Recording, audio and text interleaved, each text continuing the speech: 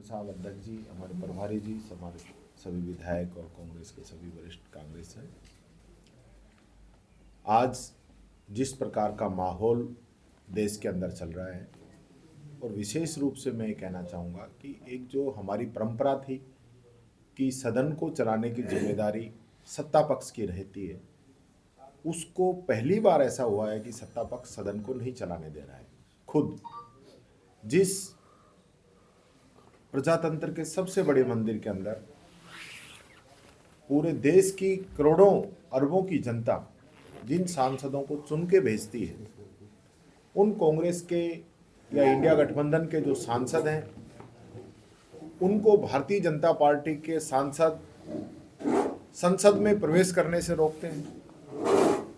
और हद तो तब हो जाती है जब देश का गृह मंत्री आज के इस समय के अंदर, जहां हम आज़ादी की 75वीं वर्षगांठ मना रहे हैं, 75 वर्ष संविधान के पूरे होने पर उस पर 2 दिन की विशेष चर्चा दोनों ही सदनों के अंदर हो रही है। और उस चर्चा के दौरान जिस व्यक्ति ने इस देश का संविधान रचा और एक ऐसा संविधान दिया जो पूरी दुनिया में सबसे बड़ा है, उस संविधान के रचयिता के लिए गृह मंत्री ये कहते हैं कि क्या अंबेडकर अंबेडकर अंबेडकर अंबेडकर लगा रखा है, एक फैशन बना लिया लोगों ने। इससे अच्छा तो हम भगवान का नाम लेते तो 7 पीढ़ी तर जाती। सबसे पहले तो मैं कहता हूं, भगवान का नाम लेने से रोका किसने? जिसको लेना है ले।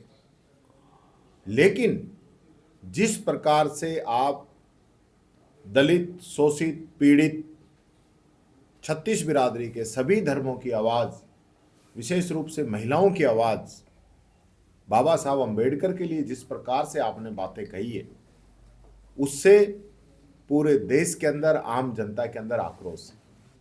ये छोटी बात नहीं है, बहुत बड़ी बात है। और हम कई बार इस चीज़ को जोड़ते हैं कि बाबा साहब सिर्फ दलितों के नहीं, बाबा साहब ने जो संविधान दिया है वो आपको, हमको, सबको ताकत दी है, 36 बिरादरी को दी है, इस देश को मजबूत करने का काम किया है। एक तरफ हमारा संविधान है भारत देश का, जिसको कांग्रेस की देखरेख में बनाया गया, कांग्रेस ने उसको सींचा और एक मजबूत संविधान देश के अंदर दिया, लोकतंत्र दिया। हमारे पड़ोसी राज्यों की आप तुलना करो, चाहे श्रीलंका हो, पाकिस्तान हो, अफगानिस्तान हो, बर्मा हो, नेपाल हो, सब जगह पे तख्ता पलट हुए हैं और क्या हालत आज वहाँ पे है। लेकिन लोकतंत्र की सबसे मजबूत नींव अगर कहीं है तो हमारे हिंदुस्तान, भारत देश के अंदर है। तो मैं कहना चाहूँगा, आज इस प्रकार से टीका टिप्पणी ये लोग कर रहे हैं, इनकी मनुवादी सोच है। जो लोग संविधान की प्रतियां जलाते हैं, उनके साथ बीजेपी खड़ी है, ये बात हमें समझनी पड़ेगी।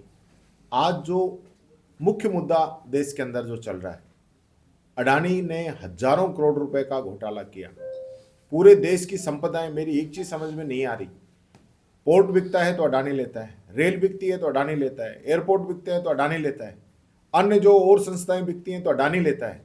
तो ऐसा क्या है कि सारा जो देश की जो संस्थाएं हैं, इतनी बड़ी बड़ी जो उपक्रम हैं, उनको अडानी क्यों खरीदता है? उसको ऐसा क्या फायदा नजर आता है? तो ये सारी जो चीजें हैं, ये समझने की। राहुल गांधी जी ने इस मुद्दे को बड़ी मुस्तैदी के साथ, बड़े जोर से लोकसभा के अंदर उठाया था, उस मुद्दे से ध्यान भटकाने के लिए। कभी कहते हैं कि लोकसभा के अंदर नोटों की गड्डियां मिल गई, एक 50,000 रुपये की गड्डी वहाँ पे मिली और उसका इतना हवा मचाया गया, जबकि पूरी लोकसभा में सीसीटीवी कैमरे लगे हुए हैं। तो आप तो 1 मिनट लगती है पता करने में किसने रखी है, कहाँ से आई है। आज तक आपने सीसीटीवी फुटेज जारी नहीं की। अब आप कह रहे हो राहुल गांधी जी ने धक्का मार दिया। जो व्यक्ति अपने पिता के हत्यारों को माफ कर सकता है, वो किसी के धक्का मार सकता है? जिसके दिल के अंदर गरीब की, मजदूर की, किसान की पीड़ा हो, वो किसी को धक्का मार सकता है? उसके भी सीसीटीवी फुटेज है। लोकसभा का चप्पा चप्पा जो है सीसीटीवी कैमरों से लगा हुआ है वहां पे। तो आप उसकी सीसीटीवी फुटेज जारी क्यों नहीं कर रहे हो?